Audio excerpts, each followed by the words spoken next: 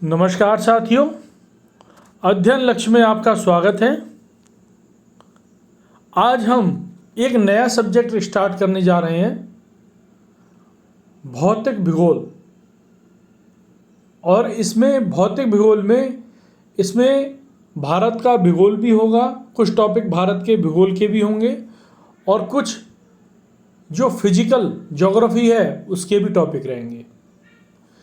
तो ये 45 से 50 दिनों का ये कोर्स रहेगा। पॉसिबिलिटी हमारी ये रहेगी हम एक दिन का पूरा टॉपिक एक ही दिन में क्लियर कराएं। अगर इन केस अगर ऐसा पॉसिबल नहीं हो पाता है तो हम एक दिन का टॉपिक हम 2 दिन में कवर कराएंगे। ये स्पेशल क्लास है, इसमें हम आपको अधिकतर जो कंपटीशन में पूछे जाते हैं, जिन टॉपिक में से क्वेश्चन पूछे जाते हैं उन टॉपिक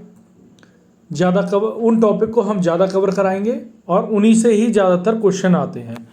और ये जो ऑल ज्योग्राफी की जो क्लास रहेंगी, जिसमें काफ़ी क्लासेस होने वाली हैं, जो मैंने आपको पहले बताया कि 45 से 50 क्लासेस रहेंगी, उसमें ज़्यादातर ऑल कंपटीशन के लिए ये सब्जेक्ट फॉलो करेगा, जिसमें आपके ज़्यादा से ज़्यादा टॉपिक कवर हो जाएंगे।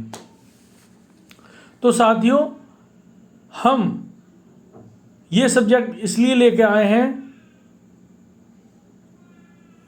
ये जो भारत का भूगोल और फिजिकल ज्योग्राफी और इंडियन ज्योग्राफी है वो हर कंपटीशन में आती है और इसके कुछ सेलेक्टेड टॉपिक हैं, उनमें से क्वेश्चन डायरेक्टली बनते ही बनते हैं। इसीलिए हम आपको ये सब्जेक्ट स्टार्ट कर रहे हैं आपके लिए।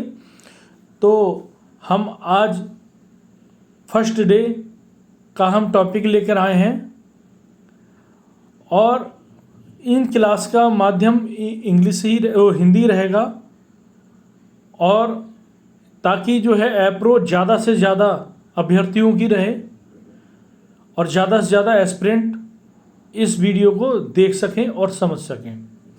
तो साथियों, हम ये सब्जेक्ट स्टार्ट कर रहे हैं और आज का दिन डे 1 है। डे 1 का टॉपिक है खगोलिकी।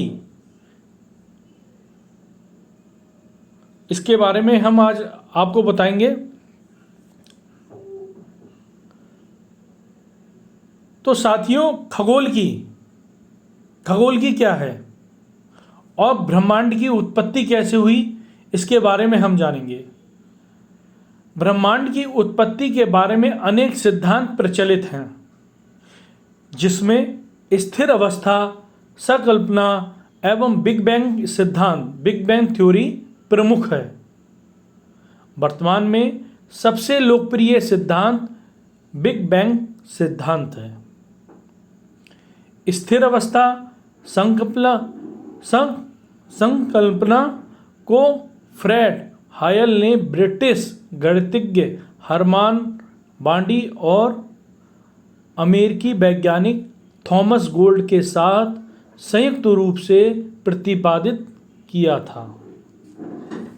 साथियों, एक रिक्वेस्ट मैं आपसे और करना चाहता हूँ, ये वीडियो हाई क्वालिटी में देखें ताकि आपको जो लिखा हुआ है या जो मैं बता रहा हूँ उसकी आपको अच्छे से अच्छे समझ हो सके और स्पष्ट रूप से देख पाएँ।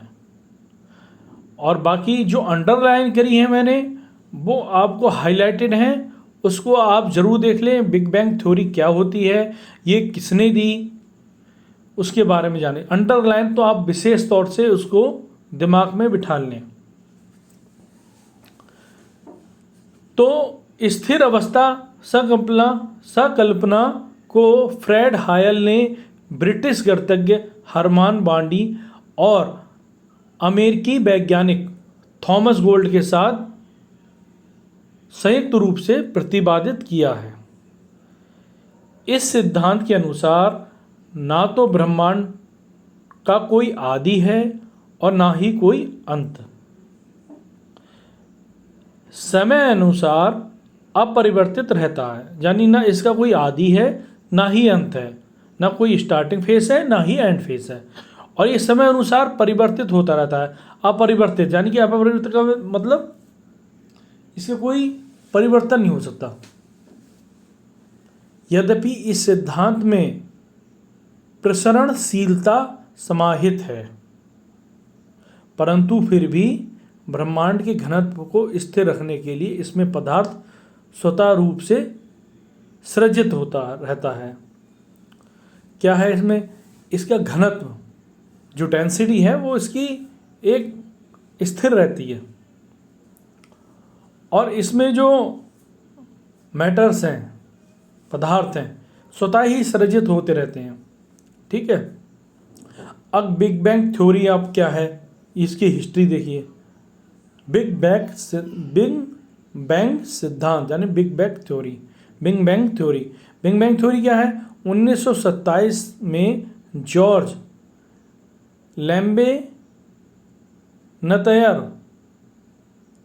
लेम्बेटियर ने की ब्रह्मांड की उत्पत्ति, यानी कि जो 1927 में जॉर्ज लेमेटियर ने ब्रह्मांड की उत्पत्ति के संदर्भ में बिग बैंग सिद्धांत का प्रतिपादन किया। बिग बैंग सिद्धांत के द्वारा लेमेटियर ने ब्रह्मांड की उत्पत्ति और ब्रह्मांड के विस्तार की परिकल्पना प्रस्तुत की। इसे विस्तार ब्रह्मांड परिकल्पना भी कहा जाता है। समझ में आया आपको, आप लोगों को? क्या है इसमें जो है बिग बैंग थ्योरी जो थी उसका प्रतिपादन किया इन्होंने, जो ये फाउंडर थे, यानी कि इन्होंने खोज की। अच्छा, ब्रह्मांड की उत्पत्ति और ब्रह्मांड के विस्तार की परिकल्पना की, यानी कि इसका कितना विस्तार है इसके बारे में, और इसकी उत्पत्ति, ये उत्पन्न कहाँ से हुआ, इसकी परिकल्पना प्रस्तुत की, यानी कि बताया सबको। इसे विस्तार ब्रह्मांड परिकल्पना भी कहा जाता है, यानी कि ये कितना विस्तार है, इसका कितना बड़ा आकार है, इसके बारे में भी बताया। इस सिद्धांत को प्रचलित करने का श्रेय एडविन हब्बल को दिया जाता है, यानी कि इसको जो प्रचलित करने का जो श्रेय है एडविन हब्बल को दिया जाता है। वर्ष 1929 में एडविन हब्बल ने सबूत दिया कि ब्रह्मांड का निरंतर विस्तार हो रहा है, यानी कि ये बढ़ते ही जा रहा है, कंटिन्यू बढ़ते जा रहा है। जैसे जैसे समय बीतता है आकाशगंगाएं और आगे बढ़ रही हैं, यानी कि जो आगे गैलेक्सी हैं वो बढ़ती जा रही हैं, आगे बढ़ती जा रही हैं। इसी प्रकार आकाशगंगाओं के बीच की दूरी भी बढ़ती हुई पाई जाती है, यानी कि जो आपस में कई गैलेक्सी हैं उनके बीच की भी दूरी जो है बढ़ती हुई पाई जाती है कुछ समय बाद। और इस तरह ब्रह्मांड का विस्तार माना जाता है। बिग बैंग सिद्धांत के अनुसार ब्रह्मांड के विकास में निम्नलिखित चरण हैं। अब क्या क्या स्टेप हैं इसके डेवलप में, क्या क्या स्टेप हैं? नंबर फर्स्ट, शुरुआत में ब्रह्मांड का निर्माण करने वाले सभी पदार्थ एक की परमाणु यानी कि सिंगुलर एटम के रूप में अकल्पनीय रूप से अत्यंत छोटी जगह पर एकत्र थे। यानी कि जो शुरुआत में जब ब्रह्मांड का जो निर्माण हो रहा था, यह सभी पदार्थ एक ही की परमाणु यानी एक ही मैटर यानी कि एक ही पदार्थ से बने हुए रूप में अकल्पनीय रूप से अत्यंत छोटी जगह पर, नहीं बहुत सी छोटी जगह पर एकत्र थे।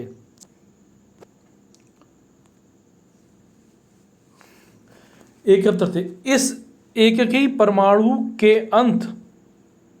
अनंत तापमान यानी कि इसका तापमान बहुत था, इसका इन्फिनिट नहीं था, यानी कि इसका जो है कोई अनंत, यानी कि इसका पैरामीटर ही नहीं है, और अनंत घनत्व मौजूद था, यानी कि इसकी डेंसिटी बहुत ज़्यादा थी।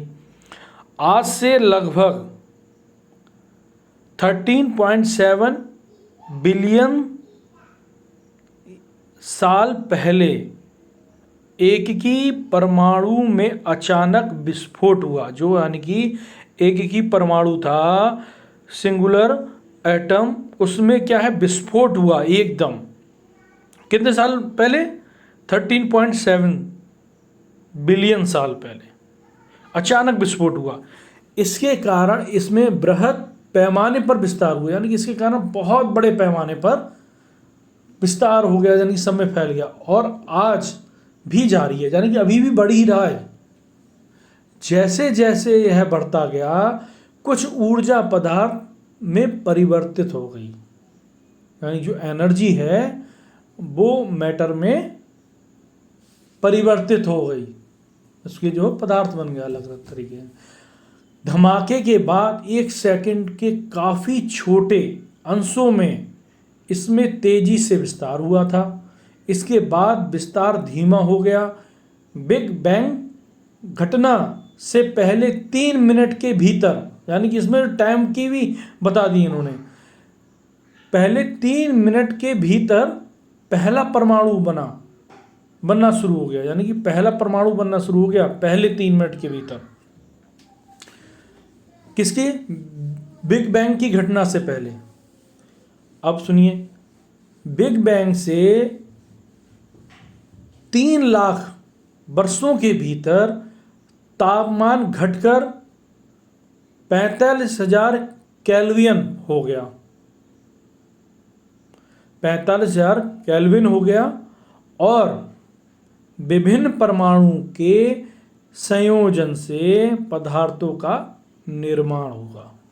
यानी कि बिग बैंग से 3 लाख वर्षों के भीतर तापमान घटकर 4500 केल्विन हो गया, और विभिन्न परमाणु के संयोजन से, यानी कि संयोजन यानी कि आपस में मिलकर पदार्थों का निर्माण होगा, ठीक है, परमाणुओं के संयोजन से। इस प्रक्रिया में ब्रह्मांड पारदर्शी हो गया, यानी कि ये जो है प्रक्रिया प्रोसीजर में क्या है, पारदर्शी, ट्रांसपेरेंट हो गया पूरा जो ब्रह्मांड है। अब देखिए 1960 के दशक में ऑर्नो पेंजियास और रॉबर्ट विल्सन द्वारा कॉस्मिक माइक्रोवेव विकिरण की खोज ने इस संकल्पना को बल दिया। यानी कि 1960 के दशक में, अभी रिसेंटली की बात है, रिसेंटली 1960 के दशक में जो ऑर्नो पेंजियास और रॉबर्ट विल्सन द्वारा कॉस्मिक माइक्रोवेव विकिरण की खोज की और इसकी संकल्पना पर जोर दिया, यानी कि बल दिया। प्रोफेसर स्टीफन हॉकिंस ने भी बिग बैंग सिद्धांत को समझने में अहम योगदान दिया। यानी इसमें जो है प्रोफेसर स्टीफन हॉकिंस का भी योगदान है। तो अब हमने क्या क्या जाना, ब्रह्मांड की उत्पत्ति कैसे हुई, इसका विस्तार कैसे हुआ, इसके बारे में हमने जाना। अब सौरमंडल क्या है, सौरमंडल के बारे में हम पढ़ते हैं। सौरमंडल देखिए,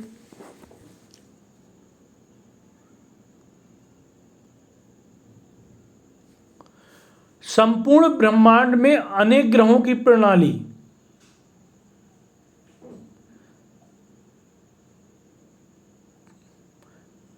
संपूर्ण ब्रह्मांड में अनेक ग्रहों की प्रणाली प्लेनेटरी सिस्टम, जिसमें से एक सौरमंडल है। जो प्लेनेटरी सिस्टम है जिसमें से एक सौरमंडल है। आज से लगभग 4.6 बिलियन साल पहले सौरमंडल में ग्रहों का निर्माण प्रारंभ हुआ था। यानी कितने साल पहले?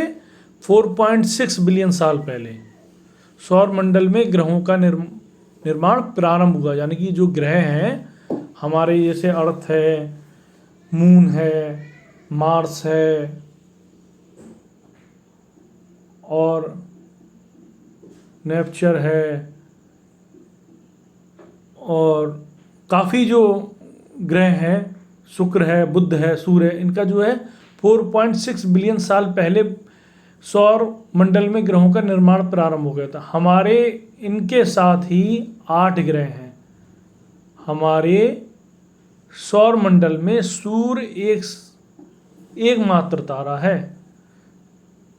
ये भी है कि हमारे सौर मंडल में सूर्य एकमात्र तारा है।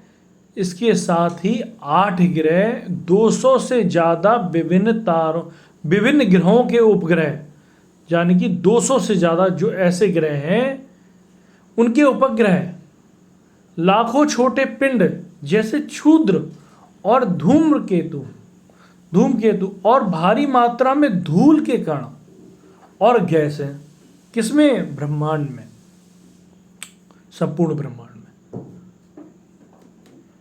8 ग्रहों में से बुध, शुक्र, पृथ्वी, मंगल और आंतरिक ग्रह कहा जाता है। 8 ग्रहों में से बुध, शुक्र, पृथ्वी, मंगल और मंगल को आंतरिक ग्रह कहा जाता है। इन सबको क्या कहा जाता है? आंतरिक ग्रह। ये सूर्य और क्षुद्र ग्रहों की पट्टी के बीच स्थित हैं। इन ग्रहों को पार्थिव ग्रह भी कहा जाता है, जो चट्टान और धातुओं से बने हैं, इसीलिए इन्हें पार्थिव ग्रह कहा जाता है, और अपेक्षाकृत उच्च घनत्व वाले हैं, यानी कि इनकी डेंसिटी काफ़ी हाई है। और बृहस्पति, शनि, अरुण, वरुण को बाहरी ग्रह, आउटर प्लेनेट कहा जाता है। ये सब प्लेनेटरी सिस्टम में आते हैं। ये सब इसमें जोवियन बृहस्पति जैसा या गैस ज्वाइंट ग्रह भी कहा जाता है। इसमें से अधिकांश ग्रहों में हीलियम और हाइड्रोजन के घने वायुमंडल पाए जाते हैं। इनमें से अधिकांश ग्रहों में हीलियम और हाइड्रोजन के घने वायुमंडल पाए जाते हैं। यानी कि हीलियम और हाइड्रोजन की जो वायुमंडल या एटमॉस्फेयर है उसमें सबसे ज़्यादा ये 2 गैसें पाई जाती हैं एटमॉस्फेयर में, यानी कि इन ग्रहों में। अब हम सूर्य के बारे में जानते हैं। सूर्य हमारा जो तारा है उसके बारे में जानते हैं। सूर्य अपने अक्ष पर पूरब से पश्चिम की ओर घूमता है। किससे? ईस्ट से वेस्ट की ओर घूमता है। सूर्य हमारी गैलेक्सी मिल्की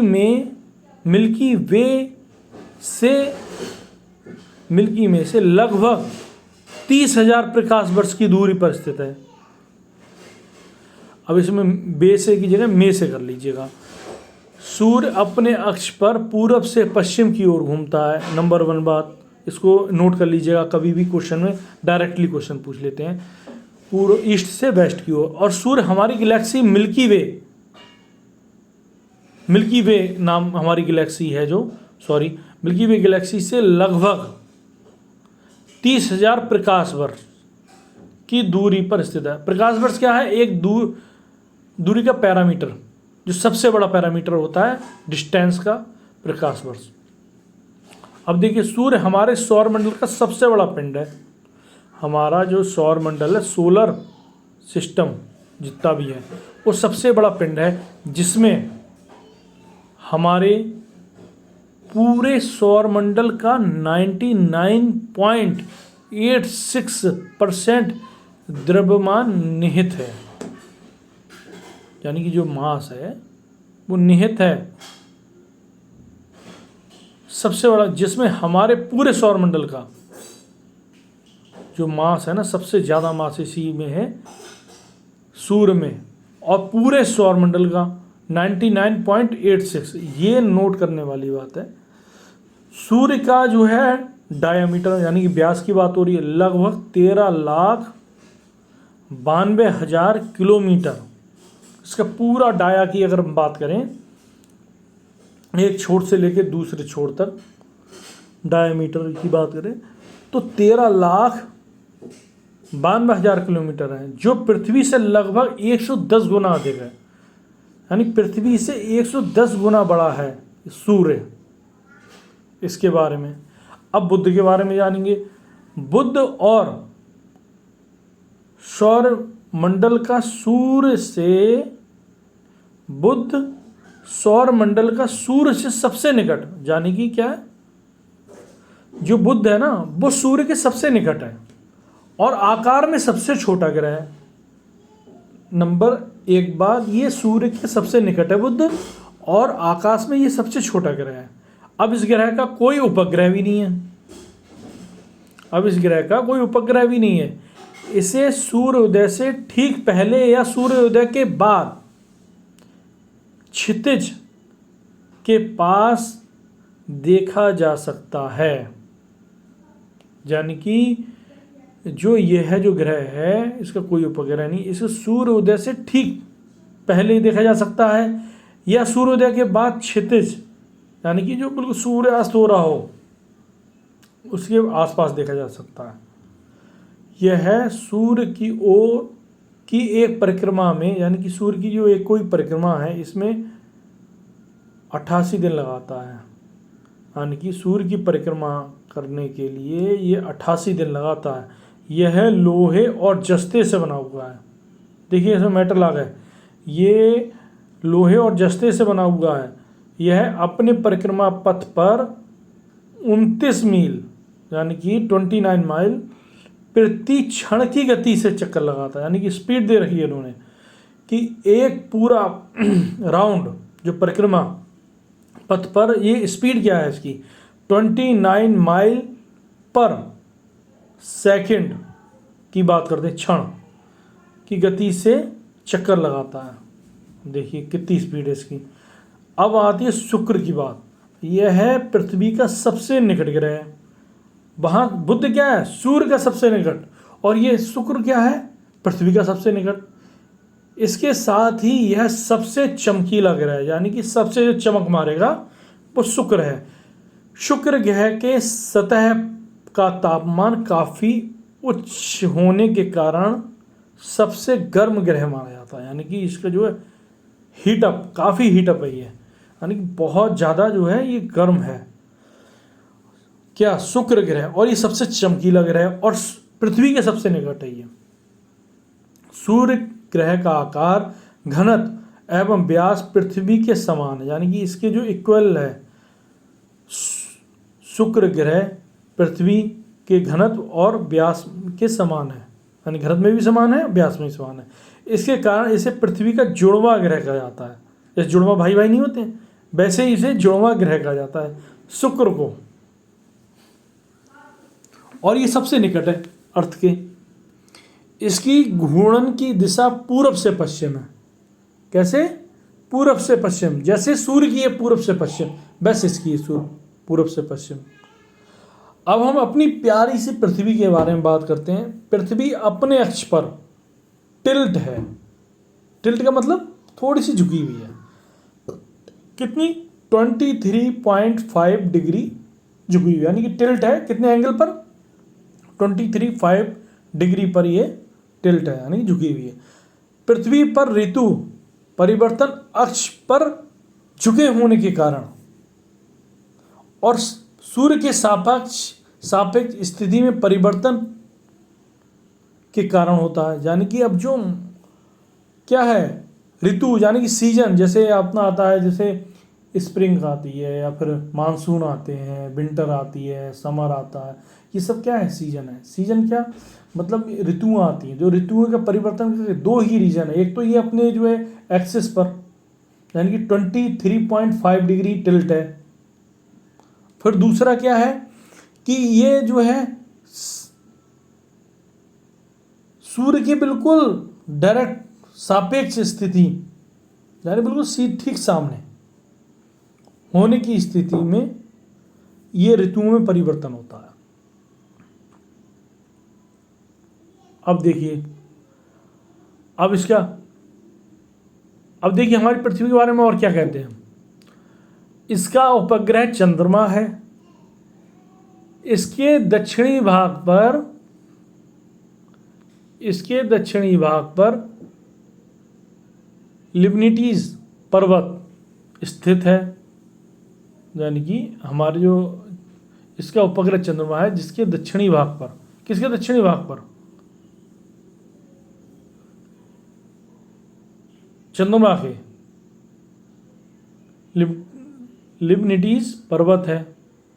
हाल ही में चीन का चांग-ई 5 चंद्रमा के दक्षिणी ध्रुव से चट्टान के नमूने लेकर आया है। ये काफ़ी पुराना है, मैं निकाल के लेके आया हूँ। और ये बिल्कुल अभी रिसेंटली 7-8 दिन पहले हमारे भारत ने भी चंद्रमा पर साउथ पोल पर पहुंच गया था हमारा उपग्रह चंद्रयान-3, जो साउथ पोल पहुंच गया। ये भी काफ़ी डेटा लेकर आया है। अब इससे पहले क्या है, चीन ने भेज दिया था चांग-ई 5 चंद्रमा के दक्षिण ध्रुव पर भेज दिया, जो चट्टान के नमूने लेकर आया। अभी भी क्या हमारा चंद्रयान-3 भी लेकर आया है। तो अब नेक्स्ट क्या है, यह है ध्रुवों पर थोड़ा चपटी है, यानी कि पोलर पर चपटी है। यानी कि पोल, जो साउथ पोल नॉर्थ पोल आते हैं ना, उस पर क्या है, चपटी है। कौन सी, पृथ्वी हमारी। इसलिए इसका आकार एक जियोइड के रूप में वर्णित किया जाता है। जियोइडिक शेप है, उसके बारे में बताया है। और साइरस या डॉग स्टार रात्रि में पृथ्वी से दिखाई देने वाला सबसे चमकीला तारा है। 2 चमकीले तारे हैं, साइरस या डॉग स्टार। रात्रि में पृथ्वी से दिखाई देने वाला सबसे चमकीला तारा है। ध्रुव तारा पृथ्वी के घूर्णन के अक्ष, यानी कि उत्तरी घूर्णन के अक्ष क्या है, उत्तरी के ठीक ऊपर स्थित है। इसके कारण इसके सापेक्ष किसी जगह की स्थिति नहीं बदलती है। इसके कारण इसके सापेक्ष किसी जगह की स्थिति नहीं बदलती है। समझ गए आप लोग। देखिए अब आता है मंगल ग्रह। मंगल ग्रह का लाल रंग आयरन ऑक्साइड की उपस्थिति के कारण होता है। यहाँ पृथ्वी के समान ऋतु परिवर्तन होता है। मंगल ग्रह में क्या है, मंगल ग्रह में भी सीजन बदलती हैं, यानी कि ऋतुएं आती हैं, और जो पृथ्वी के समान ऋतु बदलती हैं। अब इसका क्या है, कलर क्या है, लाल रंग है आयरन ऑक्साइड के कारण। मंगल ग्रह के अक्ष का झुकाव पृथ्वी के समान है। जैसा ये अपना टिल्ट है 23.5 अपने एक्सिस पर, ठीक है, एक्सिस से, ऐसे ये भी टिल्ट है। इसके साथ ही इसके दिन का मान भी पृथ्वी के समान है, यानी कि इसका जैसे दिन होता है ना, वैसे भी मंगल का भी होता है, और एक ही बराबर ही रहते हैं दिन और रात। ऐसे ही निक्स ओल्पिया मंगल का एक पर्वत है। मंगल ग्रह में एक पर्वत है, निक्स ओलंपिया मंगल का एक पर्वत है, जो माउंटेन एवरेस्ट से 3 गुना अधिक ऊंचा है। यानी कि हमारा जो माउंटेन एवरेस्ट है उससे 3 गुना बड़ा है, ऊंचा है निक्स ओलंपिया। इसके मात्र 2 उपग्रह हैं, जिनके नाम फोबोस और डीमोस हैं। अब इसके 2 उपग्रह हैं, एक तो है फोबोस और डीमोस। इसको भी याद कर लीजिएगा, ये कभी कभी पूछ लिया जाता है मंगल ग्रह के कितने उपग्रह हैं और क्या क्या नाम है। तो फोबोस और डीमोस। अब आती है बृहस्पति, गुरु जिसे कहा जाता है। यह सौर मंडल का सबसे बड़ा ग्रह है। इसके चारों ओर धुंधला छल्ला है, यानी पूरा एक वलय कह दो या रिंग कह लो, वो क्या है, चारों धुंधला है इसकी, और यह अपनी धुरी पर बहुत तेजी से घूमता है। यह ग्रह बहुत तेजी से घूमता है। गैनीमेड इसका प्राकृतिक उपग्रह है, यानी कि नेचुरल जो है सैटेलाइट कहते हैं, उपग्रह है वो उसके नेचुरल है गैनीमेड, जो सौर मंडल का सबसे बड़ा उपग्रह है। यानी कि अब उपग्रह की अगर बात हो जाए कि सबसे बड़ा उपग्रह कौन सा है, वो गैनीमेड, और ये नेचुरल है और ये पूरे सौर मंडल का सबसे बड़ा उपग्रह है। अब आती है शनि की बात। यह आकार में दूसरा सबसे बड़ा ग्रह है। इसके चारों तरफ 7 वलय पाए जाते हैं। वर्तमान में शनि ग्रह के सर्वाधिक 82 उपग्रह हैं। यानी कि जो शनि ग्रह है उसके सर्वाधिक 82 उपग्रह हैं और आकार में दूसरा सबसे बड़ा ग्रह है। यानी कि बृहस्पति के बाद शनि का नंबर आता है और चारों तरफ 7 रिंग पाए जाते हैं। जैसे अब इसका रिंग पाया जाता है ना धुंधला बृहस्पति का, वैसे ही इसके 7 ऐसे रिंग पाए जाते हैं और ये सर्वाधिक इसके उपग्रह भी हैं शनि के। शनि का सबसे बड़ा उपग्रह टाइटन है, जो सौरमंडल का दूसरा सबसे बड़ा उपग्रह। पहले उपग्रह क्या है, गैनीमेड, जो सबसे बड़ा दूसरा उपग्रह, और फिर सबसे बड़ा उपग्रह है गैनीमेड, और फिर इसके बाद सबसे बड़ा उपग्रह कौन, दूसरा सबसे बड़ा उपग्रह कौन सा है, टाइटन, जो शनि का है। वो गैनीमेड किसका था, बृहस्पति का, जो सबसे बड़ा उपग्रह है पूरे सौरमंडल का। दूसरा सबसे बड़ा उपग्रह कौन सा है, टाइटन, जो शनि का उपग्रह है। समझ गए आप लोग। अब देखिए अरुण की बात हो रही। यह उपग्रह में तीसरा सबसे बड़ा उपग्रह है। अब पहला गैनीमेड, दूसरा टाइटन और तीसरा क्या है, अरुण। यह आकार में सबसे बड़ा उपग्रह है। आकार में सबसे बड़ी बात हो रही, सबसे बड़ा उपग्रह है। और इसके चारों तरफ 9 वलय पाए जाते हैं, 9 रिंग पाए जाते हैं। अरुण के घूर्णन की दिशा पूरब से पश्चिम है, यानी कि ये भी ईस्ट से वेस्ट की ओर घूमता है। इसके अक्ष पर अधिक झुकाव है, यानी कि पृथ्वी से भी ज़्यादा झुकाव है इसके अक्ष पर, और इसी झुकाव के कारण ये लेटा हुआ ग्रह भी कहा जाता है। यानी ज़्यादा झुक गया तो नहीं कि लेट गया। द्रव्यमान में यह पृथ्वी से 14.5 गुना अधिक भारी, यानी कि अगर इसकी बात करें द्रव्यमान की, ये पृथ्वी से 14.5 गुना अधिक भारी है और आकार में पृथ्वी से 63 गुना अधिक बड़ा है। अगर इसकी शेप की बात करें, शेप में 63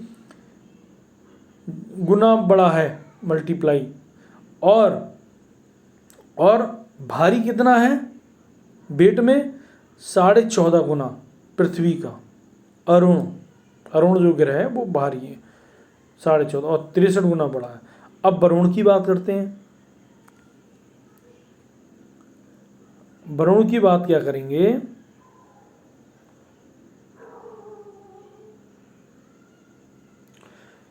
यह सबसे बड़ा ग्रह, सबसे बाद में ग्रह है जिस तक केवल वायेजर 2 अंतरिक्ष यान पहुंच सका है। यह हरे रंग का ग्रह है। इसके चारों तरफ अति शीतल मीथेन, इसमें मीथेन पाई जाती है, अति शीतल मीथेन का बादल छाया रहता है। जैसे अपने यहाँ बादल नहीं छाया रहता, वहाँ मीथेन का बादल छाया रहता। इसके 14 उपग्रह हैं, जिसमें ट्रिटोन प्रमुख है। वरुण को सूरज की एक पूरी परिक्रमा करने में 164.79 वर्ष, यानी कि 164.79 वर्ष लगते हैं वरुण को। यानी एक वरुण वर्ष 164.79 पृथ्वी वर्ष के बराबर है। अब देखिए क्या था, क्षुद्र ग्रह। हाल ही में हायाबुसा 2 नायक उपग्रह रियुगु क्षुद्र ग्रह से उसके सतह के नमूने को लेकर लौटा है। यह अभियान 20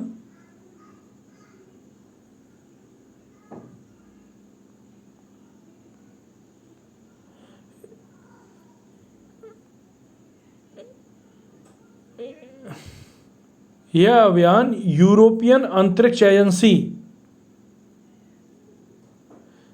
ESA एवं जापान की अंतरिक्ष एजेंसी JAXA का संयुक्त अभियान है, जो अभी लेकर आया है ना ये।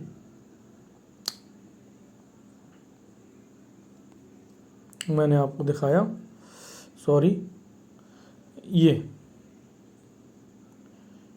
नामक रियुगु क्षुद्र ग्रह से उसके सतह के नमूने को लेकर आया है। हायाबुसा जो है, ये हायाबुसा नामक उपग्रह रियुगु क्षुद्र ग्रह से उसके सतह के नमूने को लेकर आया है। अब ये देखिए, और ये यूरोपियन अंतरिक्ष एजेंसी ESA एवं जापान की अंतरिक्ष एजेंसी JAXA का संयुक्त अभियान था। क्षुद्र ग्रह, एस्टेरॉयड जिसे कहते हैं, एक खगोलीय पिंड होते हैं जो ब्रह्मांड में विचरण करते रहते हैं, यानी घूमते रहते हैं। यह अपने आकार में ग्रहों से छोटे होते हैं और उल्कापिंड से बड़े होते हैं। अभी हम उल्कापिंड के बारे में पढ़ेंगे। ग्रहों के विस्फोट के फलस्वरूप टूटे टुकड़ों से क्षुद्र ग्रह का निर्माण हुआ तथा इसके टक्कर से पृथ्वी पर गर्त बनते हैं। क्षुद्र ग्रह घेरा या एस्टेरॉयड सूरज की परिक्रमा कर रहे हैं। इस क्षुद्र ग्रह बेल्ट को मुख्य क्षुद्र ग्रह बेल्ट या मुख्य बेल्ट भी कहा जाता है। इसमें 950 किलोमीटर व्यास वाला सीरिस नाम का बौना ग्रह भी है, जो अपने स्वयं के गुरुत्वाकर्षण खिंचाव से गोल आकार पा चुका है। यहाँ वास्टा, पैलेस और हाइजिया नाम के 3 अन्य बड़े क्षुद्र ग्रह पाए जा चुके हैं, जिनका आकार 400 किलोमीटर से ज़्यादा है। निकट पृथ्वी क्षुद्र ग्रह पृथ्वी की कक्षा के निकट पाए जाने वाले क्षुद्र ग्रह होते हैं। रियुगु क्षुद्र ग्रह भी निकट पृथ्वी क्षुद्र ग्रह नियर अर्थ एस्टेरॉयड हैं। 5 मार्च 2020 तक 22,261 ऐसे क्षुद्र ग्रह ज्ञात किए जा चुके हैं। यानी कि ये जो डेटा जो है 5 मार्च 2020 तक का है, इसमें 22,261 ऐसे क्षुद्र ग्रह ज्ञात किए जा चुके हैं। कुइपर बेल्ट, कुइपर बेल्ट क्या है, इसके बारे में हम पढ़ेंगे।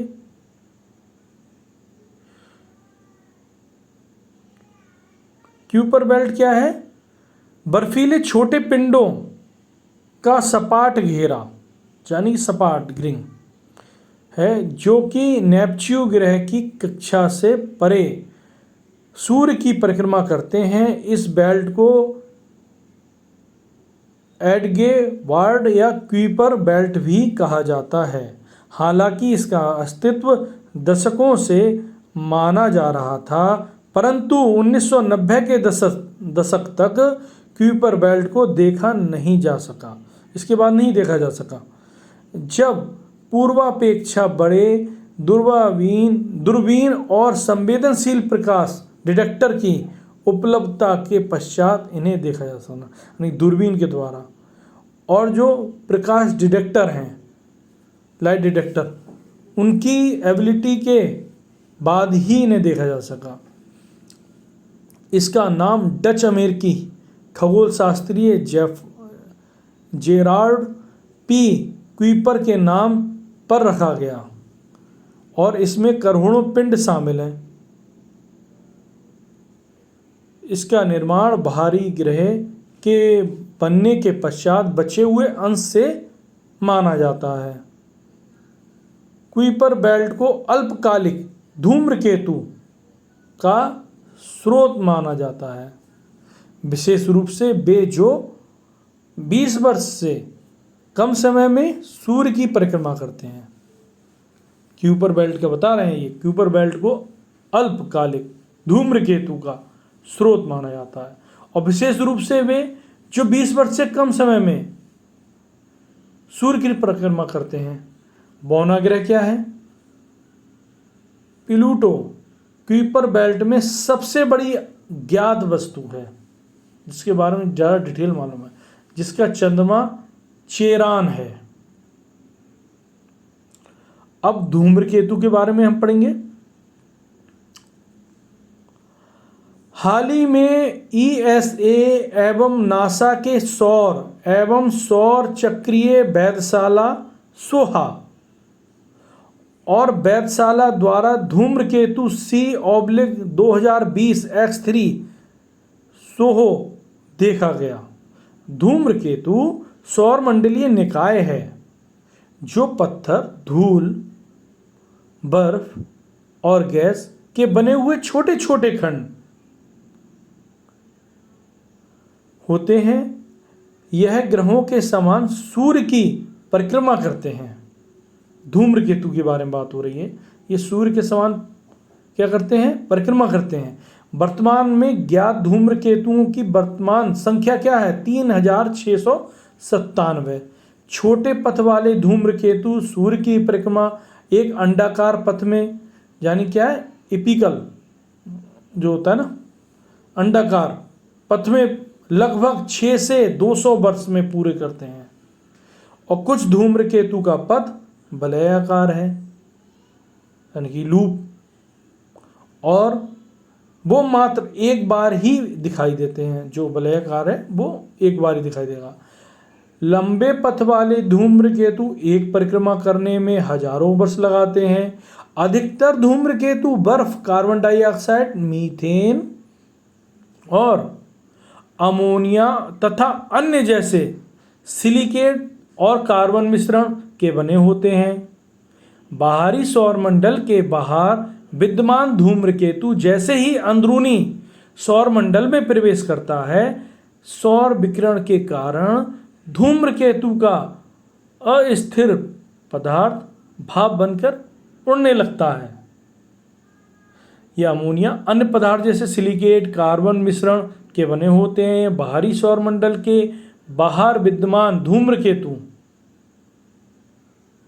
अंदरूनी सौरमंडल में प्रवेश करता है और विकिरण के कारण धूम्रकेतु का अस्थिर पदार्थ भाप बनकर उड़ने लगता है। जैसे धूल के साथ धारा के रूप में नाभि से बाहर निकलता है, बहुत बड़ी मात्रा में निकलने वाली धूल और गैस की यह धारा धूम्रकेतु के चारों ओर अत्यंत कमजोर वातावरण बनाती है, जिसे कोमा कहा जाता है। अब हैली धूम्रकेतु एक लघु अवधि धूम्रकेतु है। यह प्रत्येक 75 से 76 वर्ष के अंतराल में पृथ्वी से नजर आता है। हैली की एक मात्र लघु अवधि धूम्रकेतु है जिसे पृथ्वी से नग्न आंखों से साफ साफ देखा जा सकता है। यानी कि कोई हमें लेंस नहीं चाहिए, कोई हमें गॉगल वगैरह नहीं चाहिए, कोई हमें ऐसा लेंस या फिर नहीं चाहिए। हम एकदम साफ क्लियर आंखों से देख सकते हैं बिना उसके लेंसेज के। अब सौर मंडल मिल्की वे के बारे में जानते हैं। सौर मंडल मिल्की वे क्या है? सौर मंडल मिल्की वे में स्थित है।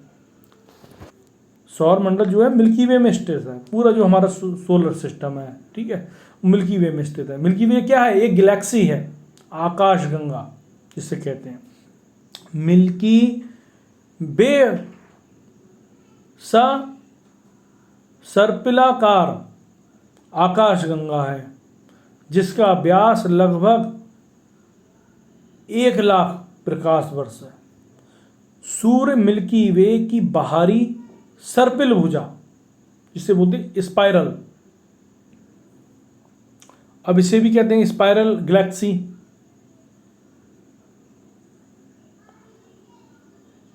तो क्या है?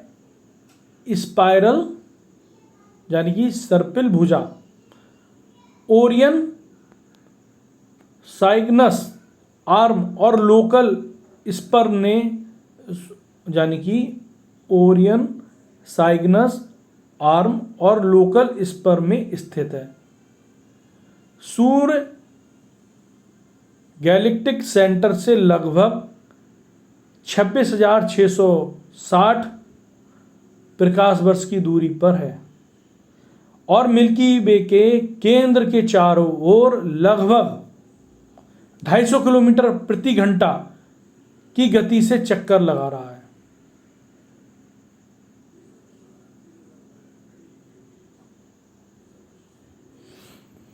यह प्रत्येक 250 मिलियन वर्षों के 250 वर्षों में एक चक्कर पूरा करता है। सूर्य, समझ रहे हैं? तो साथियों, कुल मिलाकर हमने डे 1 कंप्लीट कर लिया है।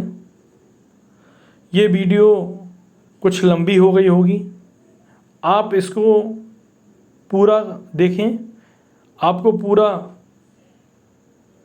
खगोल की मालूम पड़ जाएगा। खगोल की टॉपिक जो हमने कराया है वो आपको पूरा क्लियर हो जाएगा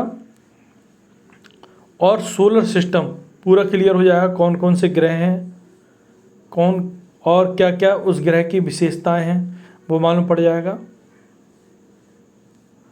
तो साथियों, आज हमने डे 1 पूरा कंप्लीट कर लिया है और आपसे आशा करता हूँ ये वीडियो आप पूरी देखेंगे और देख ही ली होगी और ज़्यादा से ज़्यादा लोगों को शेयर करेंगे, ज़्यादा से ज़्यादा एस्पिरेंट को शेयर करेंगे ताकि उनको इस टॉपिक का नॉलेज हो सके। तो आशा करता हूँ फ्रेंड्स, इस वीडियो को लाइक करेंगे, शेयर करेंगे और सब्सक्राइब करेंगे, ज़्यादा से ज़्यादा लोगों को शेयर करेंगे ताकि उनको नॉलेज हो सके इस टॉपिक के बारे में। धन्यवाद साथियों, जय हिंद, जय भारत।